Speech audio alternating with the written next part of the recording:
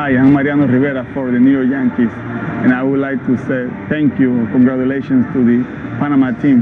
They're representing us in Williamsport, Pennsylvania, and hope you guys win it all. God bless you all. The great Mariano Rivera, the closer extraordinaire for the New York Yankees, giving a little shout out to the kids from Panama. Bottom of the fourth, they lead it by a score of 2-1. And with the New York Yankees playing well again, there's going to be a very good chance we see Mariano Rivera pitch again in the postseason. 5 World Series rings already, an 11-time All-Star, the MVP in 1999, the ALCS MVP in 2003. And being fortunate enough to be involved with Major League Baseball the way we are. A cool customer, nice person, most polite closer, the mentality you could ever come up with, like a silent assassin, if you will. One of the best guys you'll ever meet, and just as the Yankees only use him when they need him, the people of Panama use him when he's needed, and he's given so much. I've been in Panama.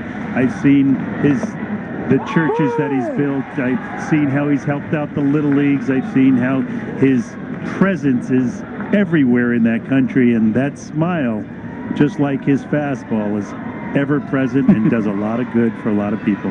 Back here in Williamsport, Abel Gallardo swings and misses his first at bat. He went in as a defensive replacement. Around the outfield, all 3 outfielders, defensive replacements for Canada. Reese Jenkins is now in left. Sam Schoolrod is in center. Lachlan Hunter is in right field, and William Quito has moved over to first base with Zach Chaba in at second base. That ball called strike 3, and the breaking ball from Hirakawa Cow works out very well. Third member of our crew is Adriana Monsalve. Let's go down to the field. Hi guys, I'm here with Ovidio Gonzalez, who's announcing Panama's game for Radio Provincias, the hometown station in Chitre. Ovidio, you have been with the team since the last 4 years, and you've been announcing all their games. What was it like to have them here, see him here, playing here at Williamsport? ¿Qué ha significado para ti verlos a ellos? Has estado los últimos 4 años trabajando con ellos. ¿Qué ha significado verlos trabajar aquí en Williamsport? Ese es un sueño que nosotros teníamos de hace mucho tiempo, de poder llegar aquí a la Serie Mundial. Una provincia que es tan beisbolera, le gusta tanto el béisbol. Así que este es un sueño muy grande. It's like a dream come true for them. They're very proud. He's been with them since they were 8 years old, so he's very proud to watch them here playing at Williamsport. What was the like trip? I know you flew over with the team and you went to New York. What was it like? ¿Cómo fue el viaje? Yo sé que viajaste con ellos y fueron a Nueva York. ¿Cómo estuvo ese viaje? Bueno, fue algo tan impresionante. Los niños nunca habían visto una ciudad, los rascacielos no habían conocido una ciudad tan grande como Nueva York, y naturalmente quedaron impresionados, quedaron mudos, porque verdaderamente eso no lo vimos en Panamá. Well, they got impressed when they landed in New York. It was very impressive for the kids. It was the first time in a big city, so they were, impressed with all the height the building. So thank you for the interview, and back to Carl and Bobby. Thank you. Gracias a ESPN por esta entrevista y saludo para todos. Muchas gracias. Thank you as well. He says welcome and hello to everyone. And Panama City is a beautiful city built right by the Panama Canal. Many large skyscrapers going up in the building now. Yeah. Trump Tower has a 40-story apartment complex there, and it's the gateway to the east and the west, the Panama Canal. An amazing engineering feat. Ball 4 to Luis Mendoza, and with the radio call going back to that country, only one of 14 players actually has family here in Williamsport. That's Sebastian Carrizo. So as a result, radio becomes incredibly important, and we know how important baseball is to Panama. And that radio cast is going out, but ESPN is being seen there also, Carl. And next time you're in beautiful Panama, someone will say, hey, weren't you the guy doing that Little League game? Arnulfo Quintero, he's now batting. He came in as a defensive replacement in the last inning. One man on here. We're in the bottom of the 4th inning of a 2-1 baseball game between Panama, the heavy favorite, and Canada, a team that actually beat them in their opening round game. Slow roller to Guzman. He's going to go to second base, and he throws it into right field. That's going to allow Luis Mendoza to come in to score, and being waved home, and here's your throw to the plate. Safe! Quintero goes all the way around the bases on a costly throwing error by Christopher de Guzman, who's been the defensive star today. We know in Little League and Major League and every other brand of baseball, the first rule is, if the ball's hit to me, what am I going to do with it? And de Guzman there throws it into right field, which really creates a Little League home run on a fielder's choice. But there was just that little hesitation. Should I throw to first or throw to second?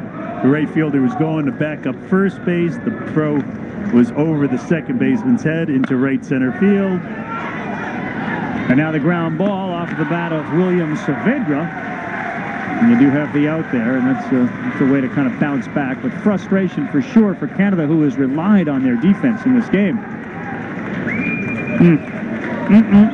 Such a stellar defensive player, making all the plays, and here just one errant throw, has his head down, but he'll be back. You've got time. Get that head up, kid, and that's just what his coaches are going to tell him. He's been the star of the day defensively, and now in a 4-1 game in the bottom of the fourth, far from being over. Canada's going to have to get some offense going. Back to the top of the order, Luis Teo, the second baseman. Moved over to shortstop. Boy, another ground ball to de Guzman, and he'll just eat that one too. And it is amazing how it finds you now. It's found him all game, and he's been so great. Well, that curveball's had the hitters out in front, and the little two-seamers had the hitters jammed, so majority of the balls have gone on the ground to the left side of the infield. This ball is just into the end of his glove. He looks up just a little as the ball's in the end of his glove. Never gets a handle on the ball. Can't make the throw. Get yourself together. You're going to be fine. Now we're back into the 2-3-4 area. Rafael De Leon homered in his first at bat. Swings and misses at that ball, and now the entire field is covered with sun, which is a welcome sight here in Williamsport. A little meeting between De Leon and his third base coach. Busque la cerca, está quitando toda la cara, ajusta y párate adelante. It's Cristobal Salerno. Just relax. Just relax. You'll be okay. This is one of the leaders of the team, one of the star 12-year-olds of this Panama club. Big part of the game here. It's only a 3-run game, but De Leon can change that quickly. Pulls it foul. This was the swing that led to Panama getting their first run of the game. That was calm. Very calm. He's been on base twice with a home run and a single. Panama's got 7 hits in the game. 4 runs across. Man on first is Luis Teo. That ball hard on the ground. De Guzman has that go off his glove. It gets into left field. Teo's not stopping. The pitcher goes over to cover third. There's your throw, and it stays right there. Good base running by Teo, who read it. And you're right, that curveball continues to have the Panamanian players grounding that ball to third base and the left side. As Teo sees this ball hit with 2 outs, he's off and running. He sees the throw, the ball go off the glove and never stops. Very good aggressive base running and very good covering of third base by Hidakawa, the pitcher. Time to collect yourself. All the Canadian infielders got together. Lucas Soper, who is the leader of this team, put his hand on each of their shoulders, said, "Hey, relax, guys. We're all right. It's only 4-1. We've got a couple cracks at them. Let's just get this third out and get in there." Javier Garcia, the big number 3 hitter, plays third base. Fouls that one off. You've been in that situation before where you're the shortstop and the ball gets hit to you and you make an error and it comes right back to you? I'll tell you the truth, Carl. I played third base on a game that was being televised back to Stamford, Connecticut. All my friends, when I was with the Dodgers in '71, I made 3 errors in that game. I booted one. I threw 2 away. Here's the pitch to Garcia with men on the corners. Fouled off into the glove of the catcher. And when I got to the dugout and I said to Danny Ozark, our infield instructor, "Do you think the name Bobby Valentine will ever be cheered again at Dodger Stadium?" And with that, Walt Austin was setting up a pinch hitter for me, and the PA dress announcer said, "And now batting for Bobby Valentine." The place went up in a roar. Garcia pops this one straight up. De Guzman and the catcher calls it. Nice catch over there by Matthew Reyes. So you got your applause because you were being taken out of the game. And Danny Ozark came back and said, see, they're already cheering for your name, kid. Well, they're going to cheer, and they're going to try to cheer up Cristobal de Guzman. They got some help here as Matthew Reyes ends the inning. Still only a 3-run deficit.